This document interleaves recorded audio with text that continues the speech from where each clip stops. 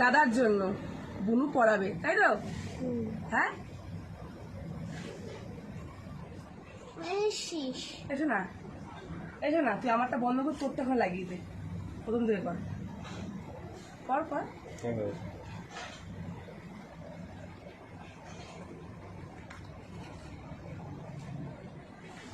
না পড়া, পড়া পড়া। হ্যাঁ,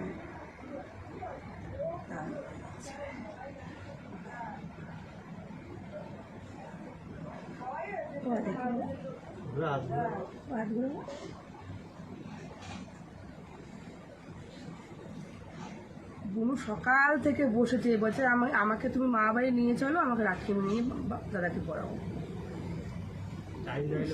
আমি যখন টাইম হয়নি, মা বলেছে এই টাইমে পড়াতে হবে।